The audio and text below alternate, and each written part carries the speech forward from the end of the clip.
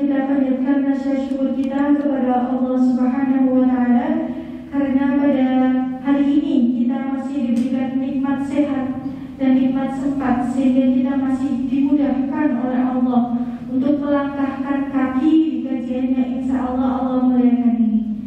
Tak lupa salawat dan salam kita curahkan pada junjungan kita Nabi wa Habibina Muhammad sallallahu alaihi wasallam. Karena berkat beliau dan para sahabatnya, kita bisa menikmati indahnya Islam tanpa suatu gangguan apapun.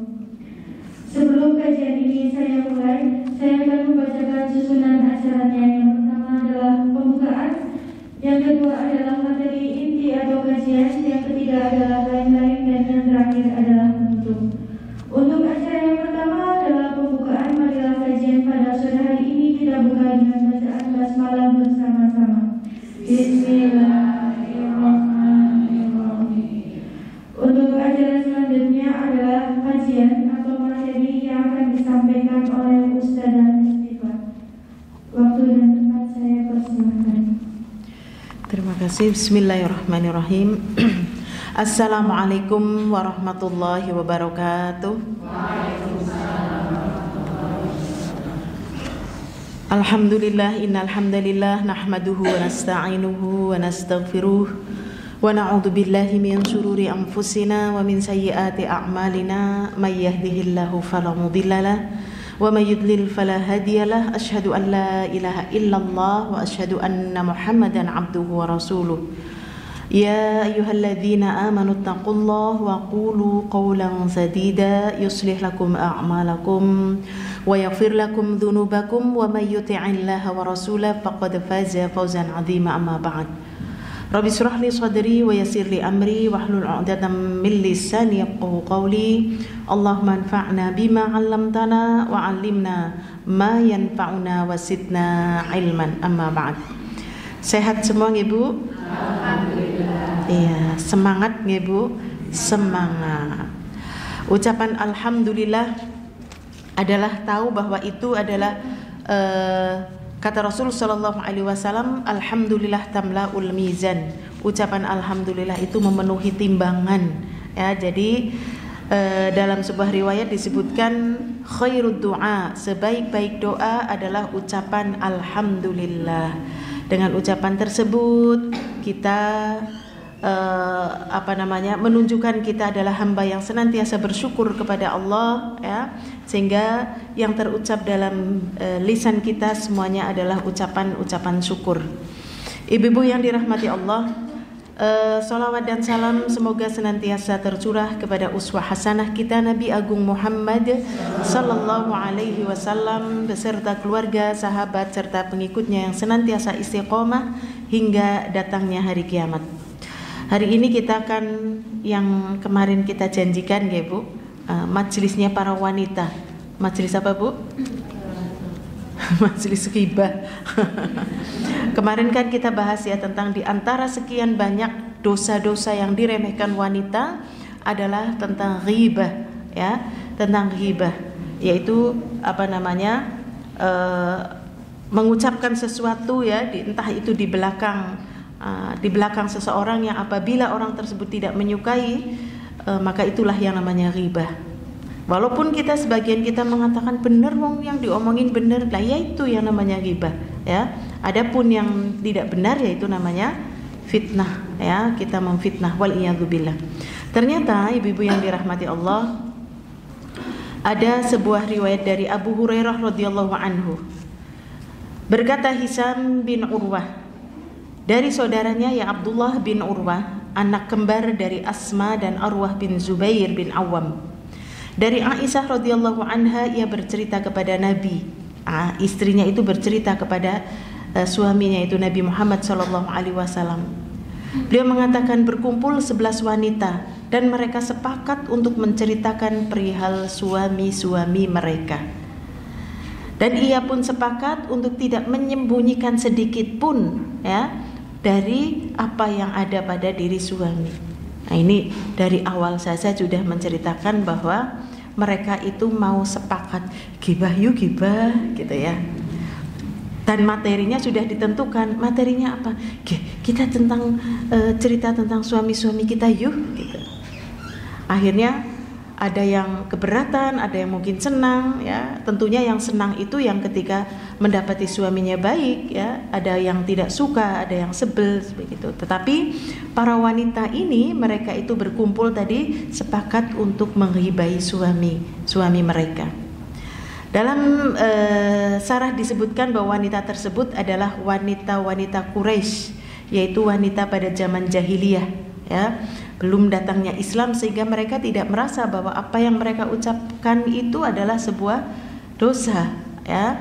Ini ada yang menyebutkan ini adalah sebuah cerita rakyat ya, cerita rakyat di zaman jahiliyah. Dan wanita-wanita tersebut tinggal di suatu tempat yang jelas mereka bukan para istri-istri sahabat.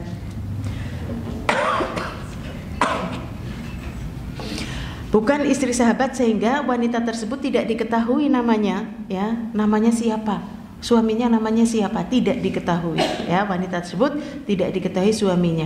Demikian juga dia tidak diketahui nama dirinya dan nama suaminya. Jadi ini diantaranya adalah mengatakan bahwa kita boleh menghibah untuk memberikan sebuah ibroh ataupun pelajaran tentang seseorang, asalkan kita tidak menceritakan nama orang tersebut, ciri-cirinya ya. Kemudian ya yang menuju kepada orang semakin jelas, oh mesti ini nih yang dibicarakan ini gitu ya.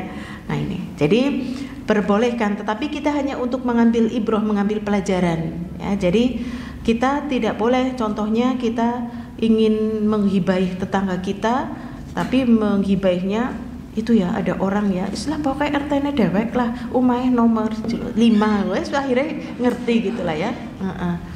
Terus nomor 5 yang bagian mana, yang rumahnya warna cat ini, badannya gemuk, wah sudah.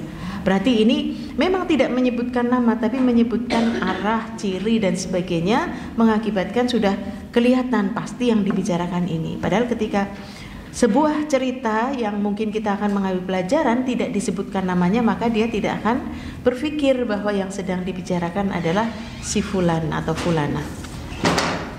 Nah ini dari Aisyah tadi, beliau mengatakan kepada Nabi, ya Rasulullah, berkumpul 11 wanita, mereka sepakat untuk menceritakan perihal suaminya ya, mereka sepakat untuk berghibah, tidak sedikit pun menyembunyikan dari kekurangan suaminya. Ini gambaran bahwa inilah tabiat wanita bu ya, Masya Allah. Terkadang majelis mereka, majelis Masya Allah, harusnya kan majelis ilmu gitu ya, majelis untuk berzikir, ini majelisnya majelis ghibah ya, Masya Allah.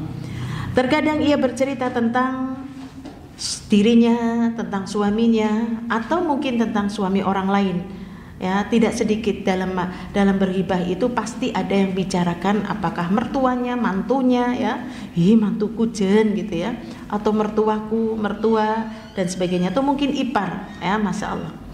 Ingat ibu-ibu yang dirahmati Allah, menghibah dengan orang yang dekat berbeda ya. Beda apanya? Berbeda di sisi Allah dengan menghibah dengan orang yang jauh ya. Orang yang dekat itu siapa? Orang yang dekat itu adalah yang ring satu ya, entah suami, entah anak, entah mertua, orang tua dan sebagainya. Ini jauh lebih besar dosanya ketimbang menghibah orang lain. Karena apa? Ketika menghibah orang lain, orang tersebut ya dia jauh, kemudian kita tidak sering serawung ya. Sementara menghibah dengan orang-orang yang dekat tadi, nah ini ada perasaan ya, karena yang dihibahi adalah mungkin tadi suami adalah orang yang tidur bareng, saben hari ketemu, maka rasa kebenciannya misalkan akan mudah terpicu. Ibu-ibu yang dirahmati Allah, menghibah tadi dengan orang yang dekat dengan orang jauh itu berbeda, dosanya lebih besar karena mereka banyak berbuat baik kepada kita. Sementara orang yang jauh dia tidak banyak berbuat baik. Ibu kita berbuat baik kepada kita, sudah berbuat baik tapi dihibahi. Suami yang sudah mencari nafkah untuk kita ya, telah berbuat baik tapi dihibahi ya, mungkin dengan menceritakan nanti isinya apa ya bu Ya, nanti kita bisa cross check di bagian manakah kita, ya. Apakah kita termasuk wanita yang menghibah suami dengan ciri-ciri seperti ini?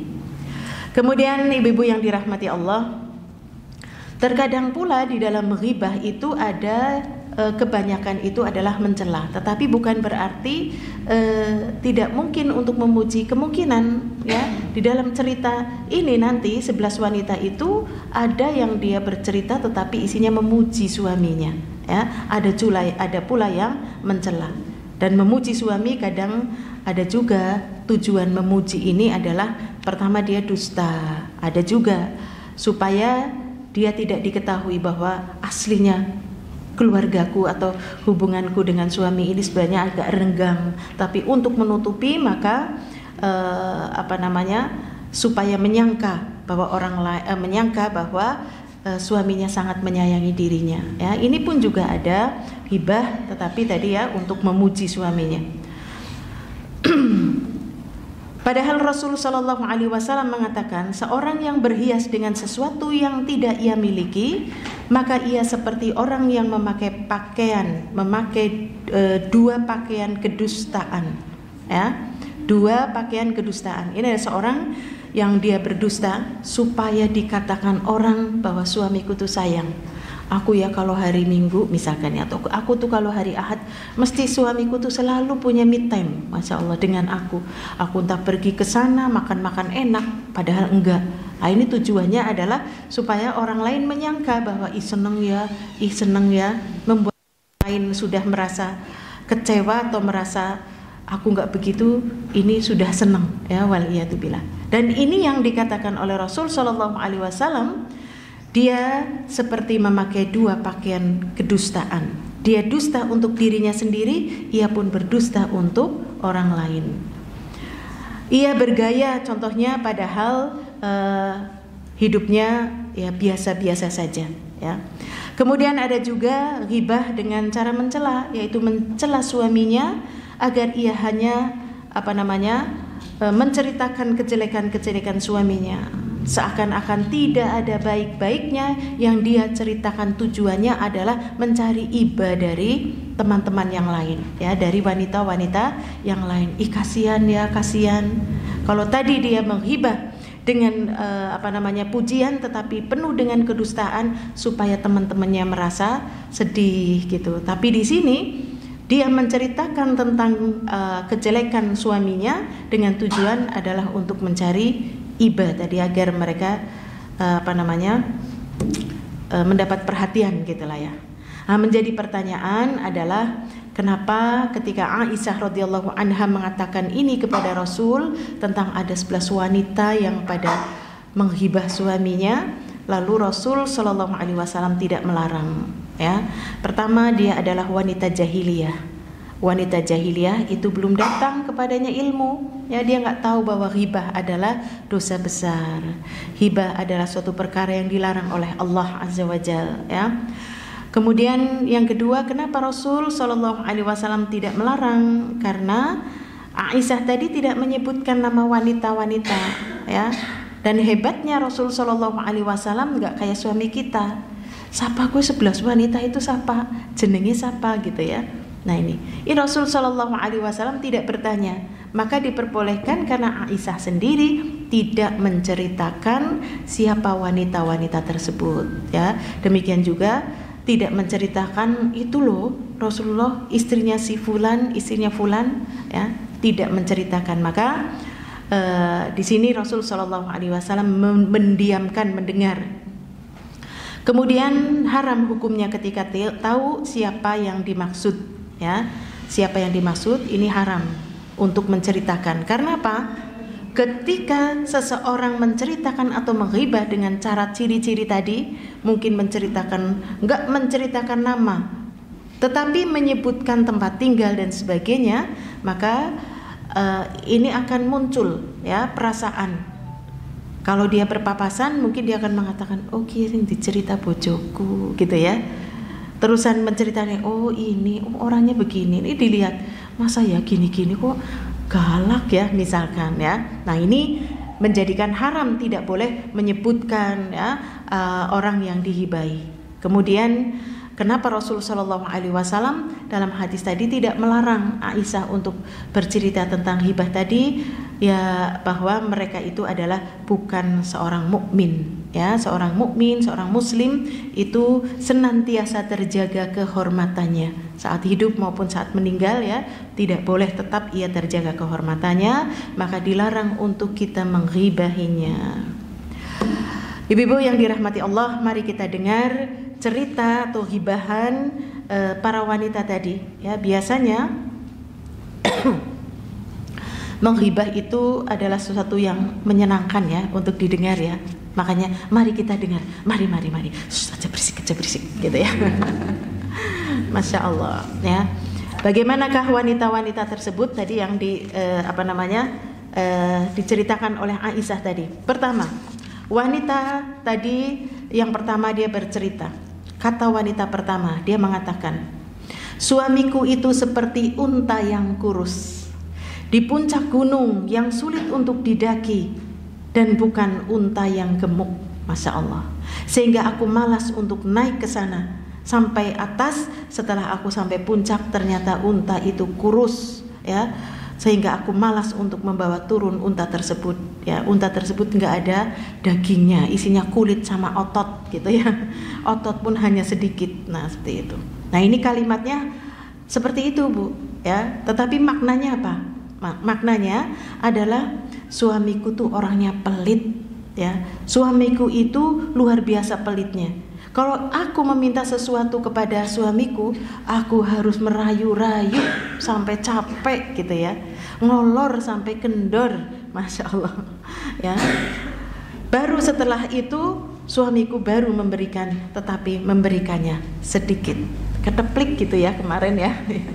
Ternyata berinya hanya sedikit. Maka ini cerita wanita yang pertama ya. Wanita ini bercerita, bojoku kue percaya ora gitu ya. Bojoku kue seorangnya pelit, perhitungan dan sebagainya. Ya, ini cerita wanita pertama. Maka ini menjadi pelajaran bagi kaum laki-laki ya. Kaum laki-laki di sini nggak ada ya kaum laki-laki. Wahai laki-laki, jangan kau buat istrimu itu menjadi pengemis ya. Jangan kau buat istrimu itu ya minta-mintalah ya, tapi berikan sebelum mereka meminta-minta. Jangan terlalu pelit terhadap istri ya. Karena apa? Satu keping dinar yang ia suapkan atau ia berikan kepada istri, atau ia sodakohkan kepada orang lain, tetap lebih baik ia berikan kepada istrinya. Demikian juga sodakoh, menyuapkan ya. Maka ini pelajaran ya, bahwa istri itu sedang mengeluhkan memiliki suami yang sangat pelit. Untuk mendapatkan apa yang ia inginkan saja dia harus bersusah payah ya. Mungkin sudah mijeti, sudah ngeroki, sudah semacam-macam gitu ya. Ternyata tidak sesuai dengan ekspektasi. Aku sebenarnya pengen uang yang banyak buat beli skincare misalkan ya. Masya Allah. Nah, ini ibu yang dirahmati Allah. Jadi ini adalah suatu pelajaran bahwa orang yang paling berhak mendapatkan kebaikan kita adalah orang yang paling dekat. Siapa orang yang, kalau ini para wanita, siapakah orang yang paling berhak mendapatkan kebaikan kita? Yaitu suami.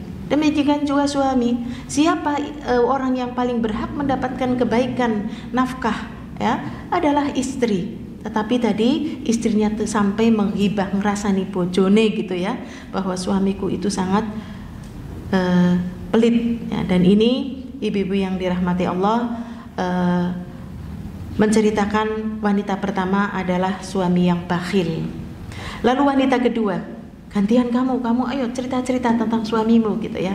Maka dia mengatakan, saya tidak mau cerita tentang suamiku ya. Lalu dia menyelisih, gimana sih?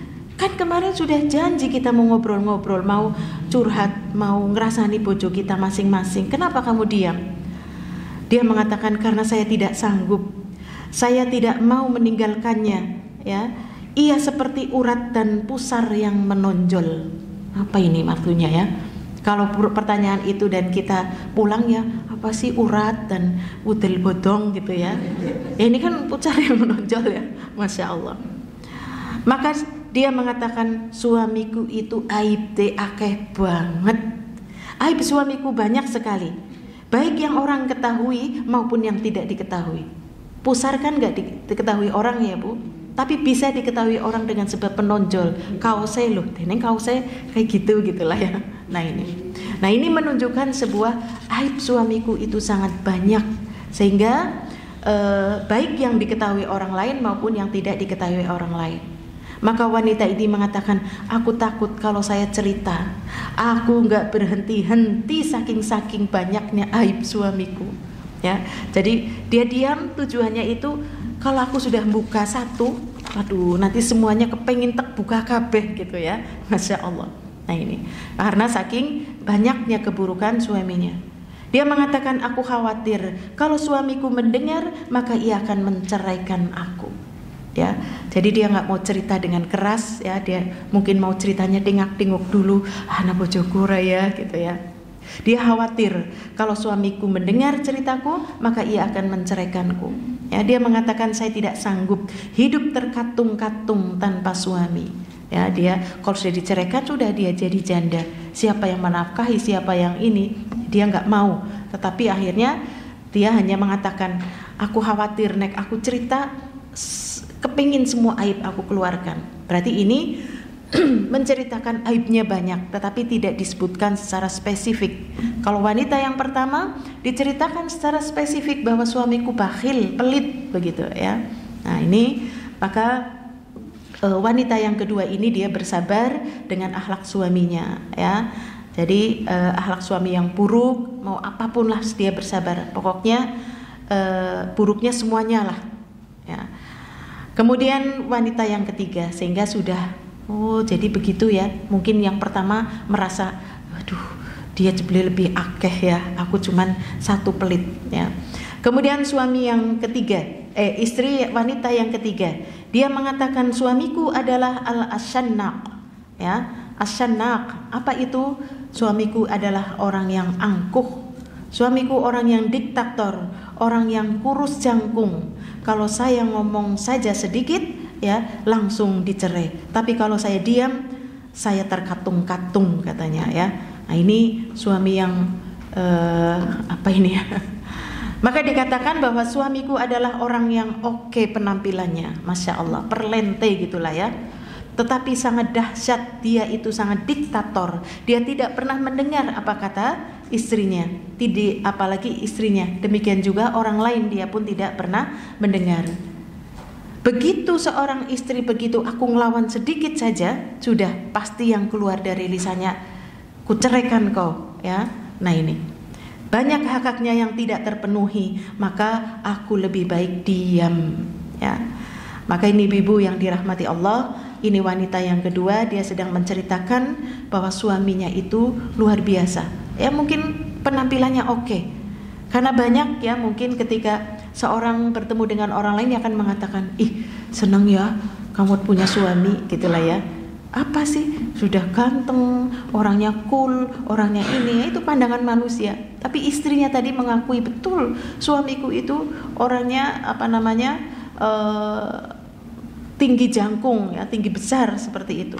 Tetapi ternyata dia adalah orang yang diktator, yang nggak mau pernah mendengar usulan siapapun ya, anak-anak apalagi istrinya dan sebagainya. Maka ini peringatan ya buat para suami untuk senantiasa melibatkan istri dalam segala perkara ya. Karena apa?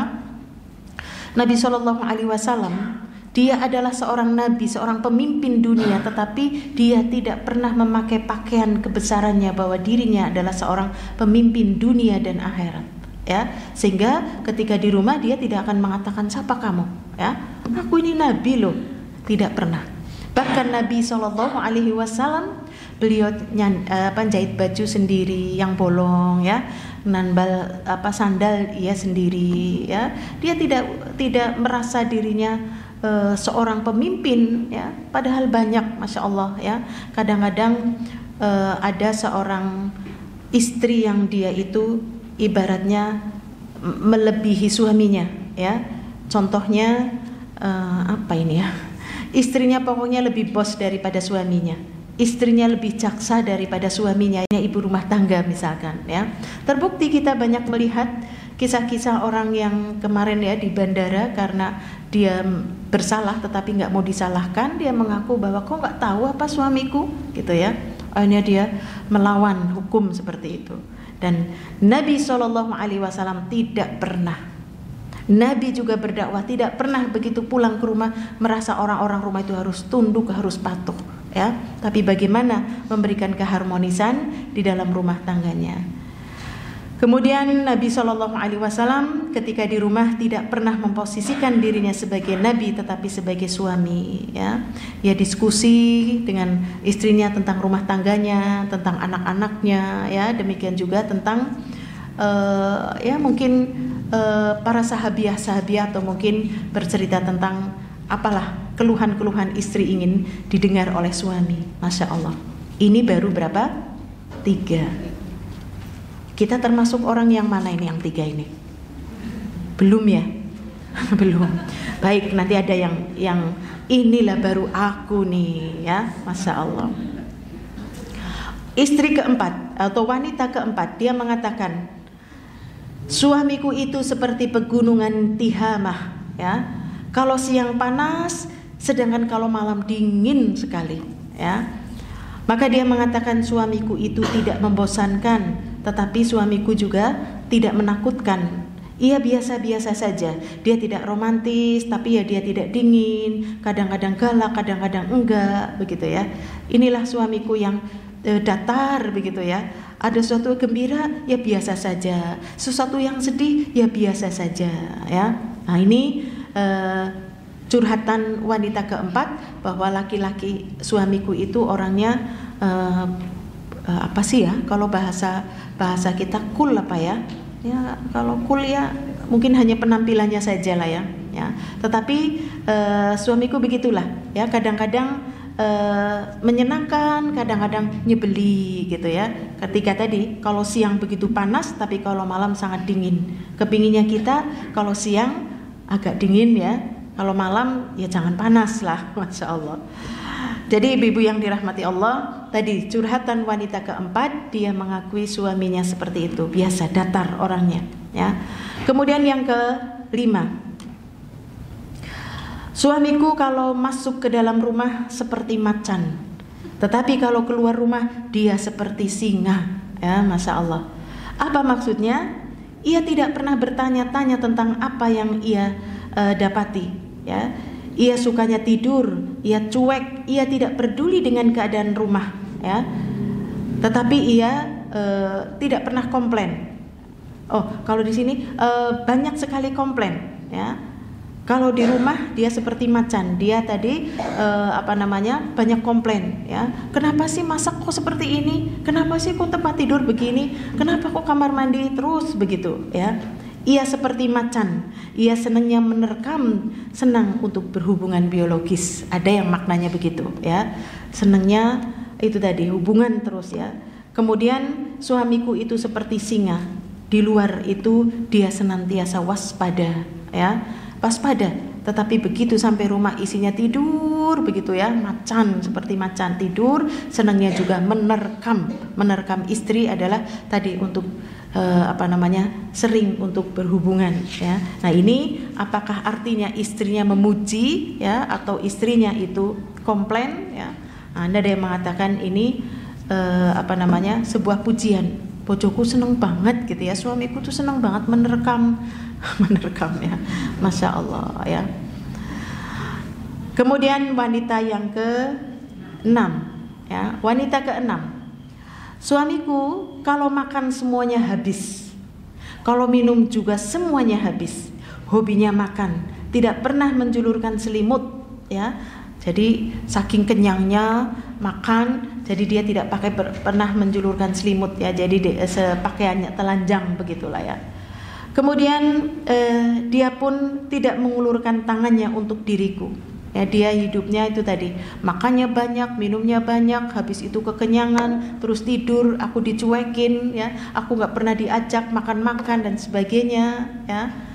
Nah ini menunjukkan bahwa ucapan wanita yang ke-6 tadi, dia mengatakan suamiku itu orangnya egois ya.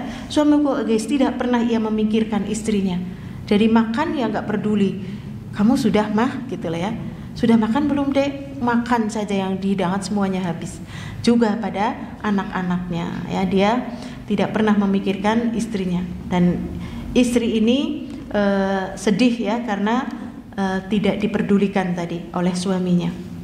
Padahal ini ibu yang dirahmati Allah, pelajaran yang bisa diambil di sini adalah seorang suami hendaklah senantiasa ya menjadi teman yang baik untuk istrinya, berdiskusi, ngobrol, tanya bagaimana hari ini, kesibukannya apa, masya Allah, ia mendengarkan, ia bercanda ya, mungkin dia mengajak jalan dan sebagainya ya. Maka jangan pernah dikira bu, obrolan suami istri, saya membaca di mana ya, saya lupa.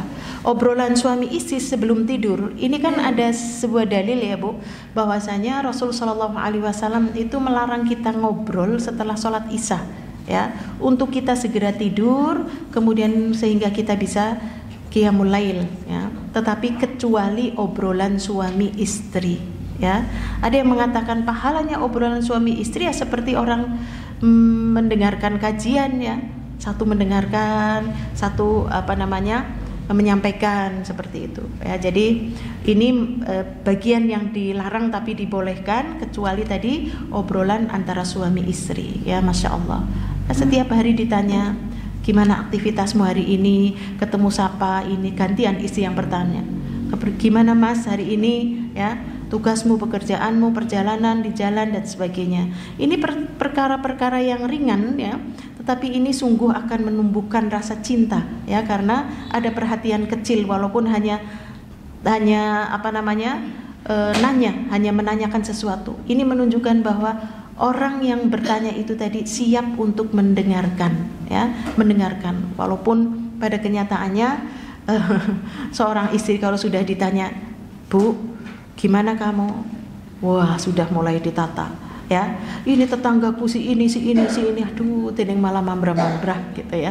Malah banyak yang diceritakan sampai suaminya ngantuk. Katanya mau mendengarkan ya. Tapi mendengarkan itulah ya yang baik lah ya, yang menjadikan bukan menghibah, tetapi menjadikan suami mendengar, kemudian memotivasi, menasehati istri ya. Nah, ini yang terbaik.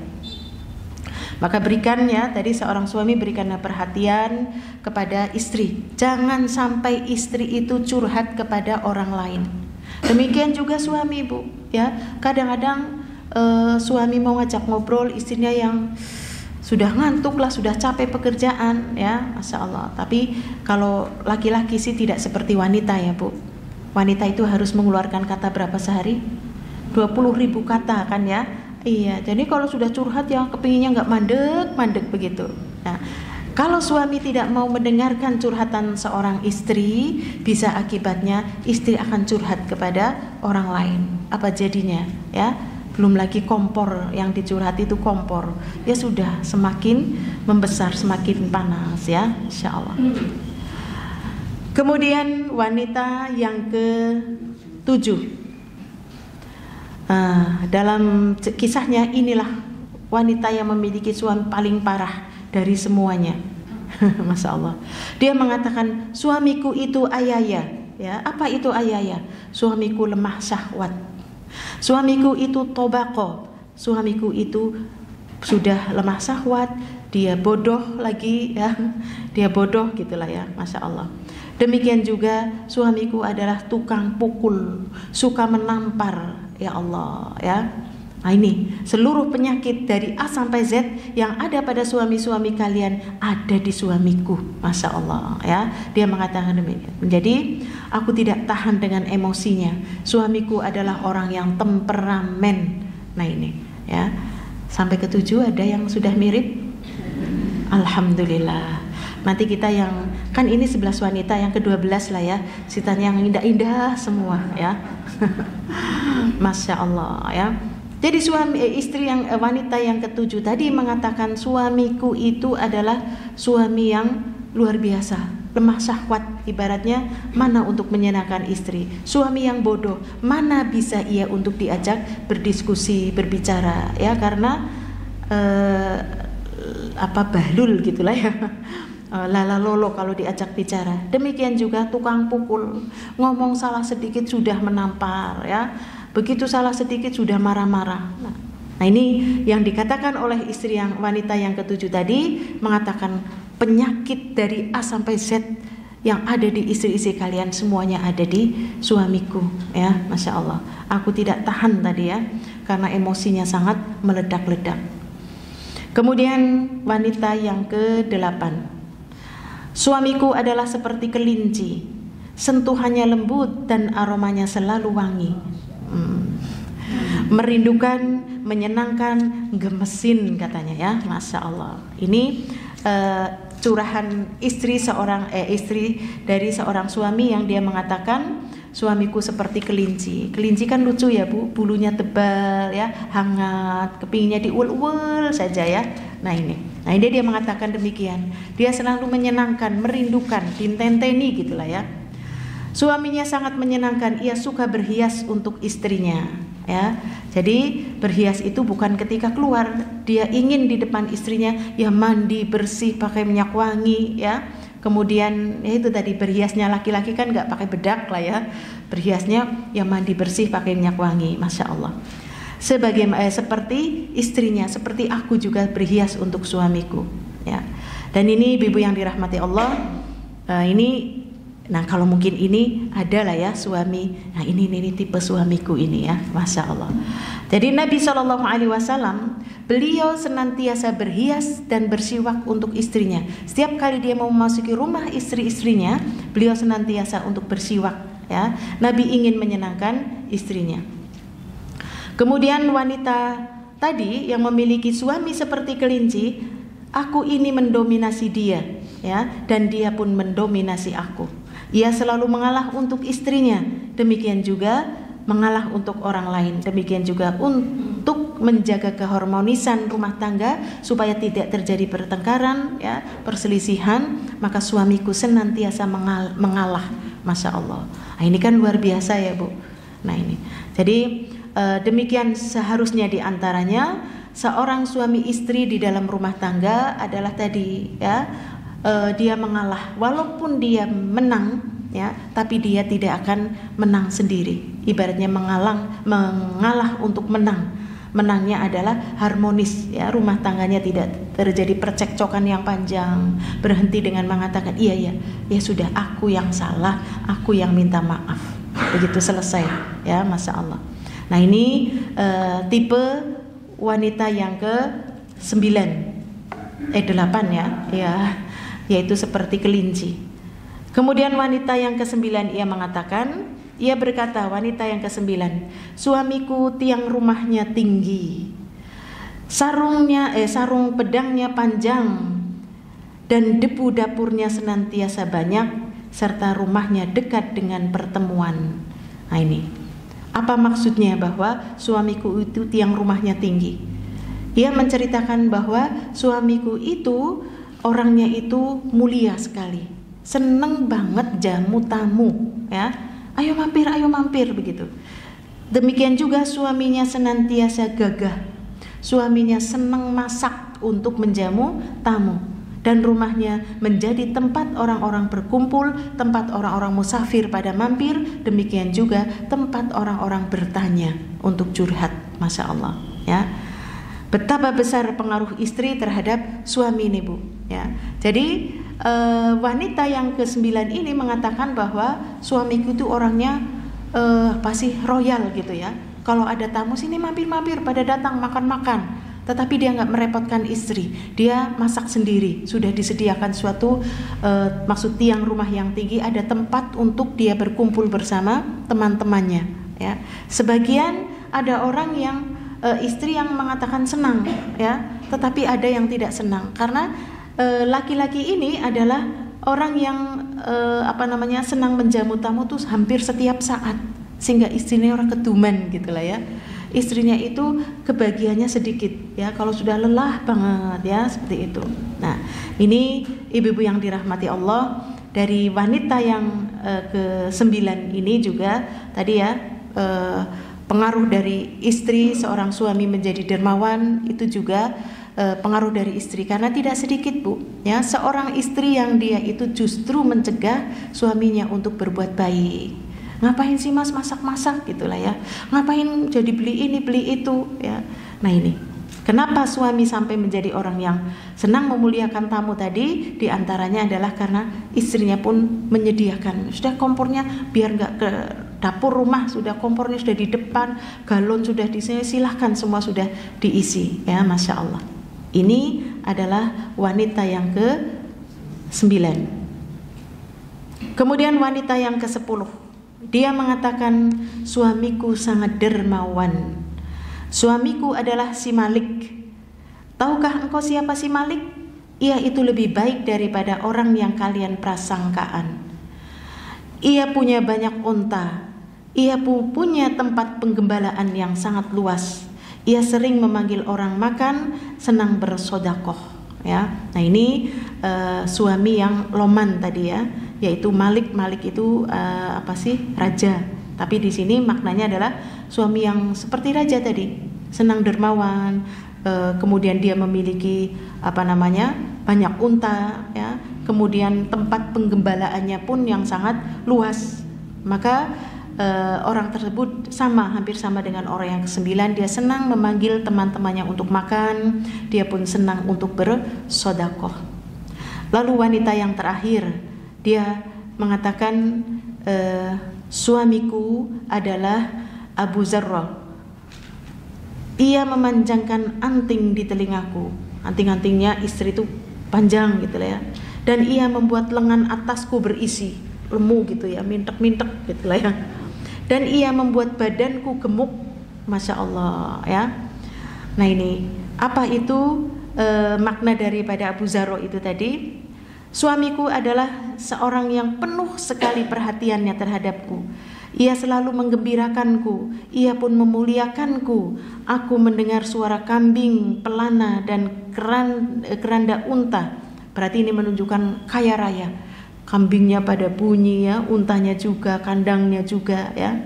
Ini suaminya tadi menggembirakan, memuliakan. Sudah makan yang banyak bu, gitulah ya. Sampai tadi gemuk ya, lengannya juga besar tadi ya, Masya Allah.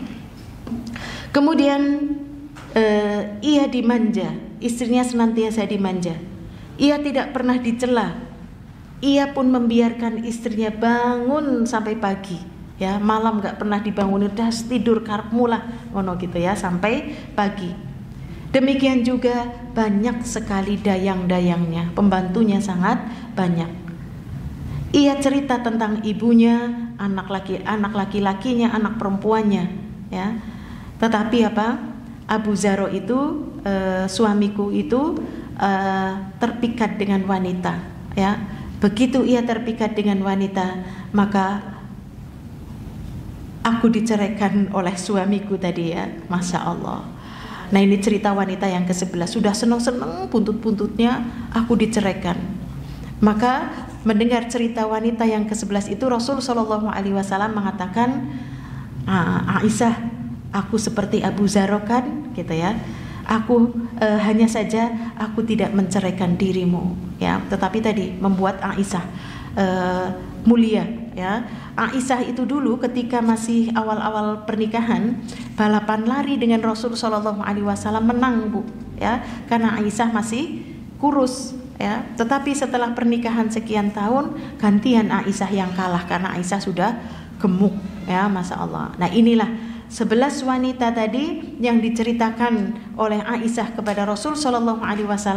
Lalu Rasul mengatakan tadi ya, aku tuh seperti Abu Zarrah. Abu Zarrah itu tadi muliakan istrinya, pokoknya membuat badannya gemuk, dikasih perhiasan, ya, dimuliakan dengan berbagai macam kesenangan, ya. Tetapi hanya saja Abu Zarrah melihat wanita lain tertarik, diceraikan. Kalau aku tidak, melihat wanita mungkin dijadikan istri, kau tidak diceraikan, ya, Masya Allah.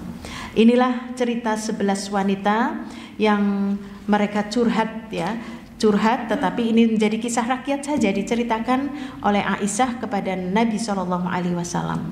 Nah ini sudah mendengar 11 wanita itu, di manakah tipe suami kita ya, Masya Allah. Kita inginnya carinya yang baik-baik ya, cari yang baik-baik, yaitu termasuk yang kelinci ya, yang seperti kelinci, yang tiangnya panjang, yang dermawan, yang suka ngajak tamu-tamunya makan ya. Demikian juga seperti Abu Zarro yang dia senantiasa memuliakan istrinya. Ibu-ibu yang dirahmati Allah, dari kisah wanita-wanita tersebut ya, ini banyak kita banyak mengambil pelajaran bahwa tadi ya, ghibahnya tersebut memang tidak diketahui siapa wanita tersebut, namanya, suaminya, dari kampung manapun tidak diceritakan ya. Ini kita bisa mengambil pelajaran. Ada juga sekarang bukan 11 wanita, mungkin berkumpul anak satu kelas, setengah kelas kan perempuan, setengah kelas laki-laki ya.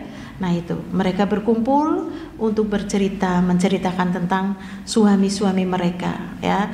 Nah kita suatu ketika mungkin akan berkumpul, tidak usah bercerita ya Bu. Karena apa Bu? Tidak usah bercerita. Contoh, kita memasang kemesraan kita di dalam HP, itu saja sudah membuat orang lain yang tidak suka itu menjadi hasad, ya enggak? Hasad. Dia yang lagi tidak harmonis, dia semakin terpuruk. Yang lagi harmonis, dia hasad.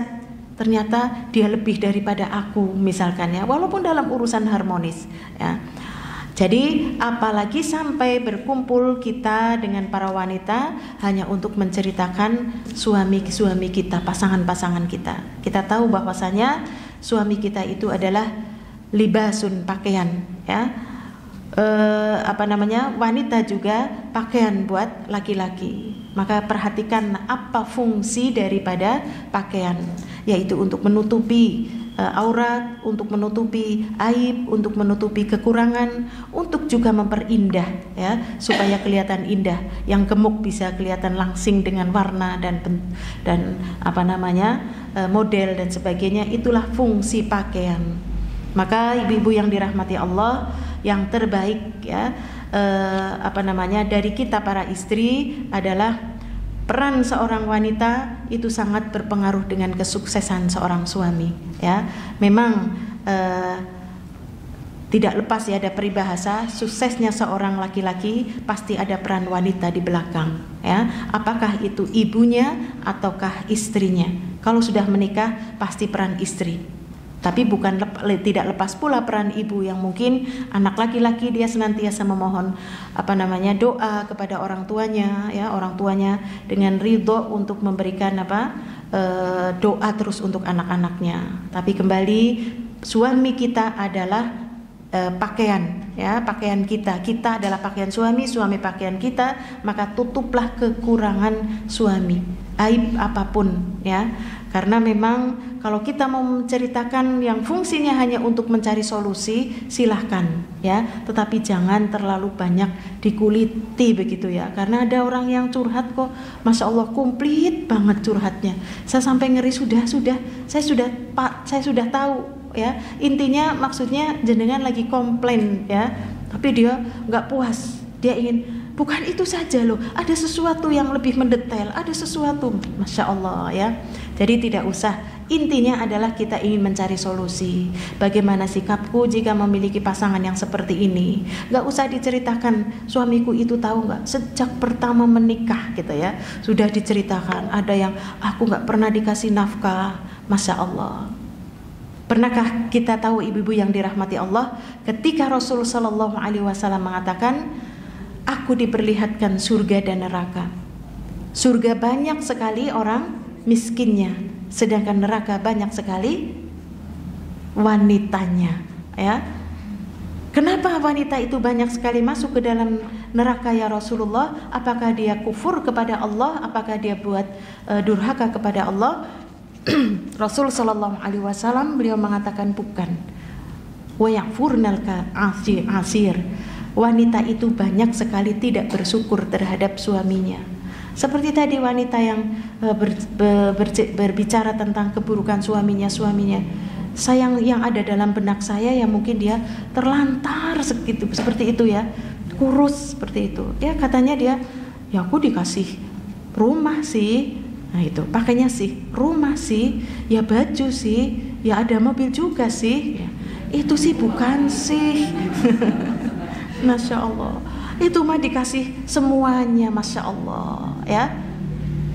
Engkau diberi begitu banyak nikmat, tapi ada satu tabiat suami yang ia sukai, menutup seluruh keburukan. Inilah yang dikatakan oleh Rasul Shallallahu Alaihi Wasallam, wanita itu kufur terhadap suaminya. Jika melihat satu keburukan ada pada suaminya, maka kebaikan yang banyak itu akan hilang ya. Makanya ibu-ibu yang dirahmati Allah, apa yang dikatakan Rasul Shallallahu Alaihi Wasallam dalam masalah dalam rumah tangga, undur ala ma'asfala minkum, lihat apa yang di bawah ya, dan jangan kau lihat apa yang ada di atasmu, untuk urusan dunia, supaya kita itu tidak lelah memikirkan ya, kita itu capek terus ya untuk melihat orang lain tuh mas, orang begini tuh mas gitu ya, tapi lihat apa yang ada di bawah, sehingga kita hidupnya tuh bersyukur. Seperti tadi ya, ada wanita yang bersyukur, Masya Allah. Jadi diantaranya adalah ketika wanita pertama mengucapkan satu kejelekan, mendengar wanita yang kedua bahwa kejelekan suamiku ada, Masya Allah, berarti kan aku cuma satu ya, kamu banyak. Maka kalau kita melihat pada apa yang di bawah, menjadikan kita bersyukur. Tetapi kita diperintahkan boleh melihat ke atas, tetapi dalam urusan akhirat ya, dalam urusan agama. Ya Allah, dia sudah hafalannya banyak banget, ya Allah bacaannya sudah bagus banget, ya Allah kapan aku. Nah itu kita boleh ya untuk iri. Makanya iri ataupun hasad itu diperbolehkan ya, di dalam Islam diperbolehkan hanya pada dua perkara. Iri kepada seorang yang dia memiliki ilmu, lalu ia bagikan ilmunya dan beramal di atas ilmunya. Lalu yang kedua, iri terhadap orang yang memiliki harta, tetapi hartanya dikeluarkan di jalan Allah ya. Nah ini kita boleh iri pada yang demikian. Ibu-ibu yang dirahmati Allah, kembali kita mengambil pelajaran dari curhatan pada para wanita tadi, untuk kita berhati-hati jangan curhat ya, karena khawatir kalau sudah mulai curhat ya, biasanya Bu ya, seperti kemarin saya cerita, ada 4 orang ya, 4 orang berteman. Ketika satu ke kamar mandi, si A ke kamar mandi, bertiga ngerasani si A. Si A tuh begini. Si A datang, diam. Si B ke kamar mandi, ganti si A ngomong, si B kan begini bla bla bla bla. Ya, Masya Allah. Gantian sudah pulang C. Semua yang meninggalkan tempat itu menjadi ajang pembicaraan ya. Maka wanita yang keempat, aku lebih baik nggak ke kamar mandi lah. Soalnya kalau aku ke kamar mandi pasti aku ikut dari bagian yang dirasani ya. Masya Allah. Jadi ibu-ibu yang dirahmati Allah, jaza min jinsil amal, balasan sesuai dengan perbuatan. Jangan kita sering menghibah kalau kita tidak ingin dihibahi orang lain ya. Kalau kita mau berbuat baik, insya Allah ya, kita pun akan dibaiki oleh banyak orang ya. Jangan kita tadi membuka aib pasangan kita, karena apa? Siapa yang membuka aib, entah itu saudaranya apalagi suaminya, Allah akan membuka aibnya yang ada di dalam rumahnya, mungkin di dalam kamarnya, mungkin yang ia sembunyikan ya, Allah akan buka. Maka Rasul Shallallahu Alaihi Wasallam bersabda, man satarul muslim, ya, siapa yang menutupi aib seorang muslim, satarallahu fid dunya wal akhirah, Allah akan menutup ya kekurangan aibnya itu di dunia dan di akhirat. Itulah ibu-ibu yang dirahmati Allah yang bisa kita pelajari tentang curhatnya para wanita ya. Saya kira curhatnya tentang apa ya, ternyata tentang suami. Dan pada zaman sekarang ini juga banyak wanita-wanita, terutama yang rumah tangga, juga banyak yang dicurhatkan adalah tentang suami. Insya Allah di sini tidak ada apa tidak beda? Tidak beda ada. Tidak ada yang beda gitulah ya, Masya Allah ya. Ya, mudah-mudahan tidak ada. Itu yang bisa kita pelajari. Wallahu ta'ala a'lam. Wassallallahu ala nabiyyina Muhammad. Wassalamualaikum warahmatullahi wabarakatuh.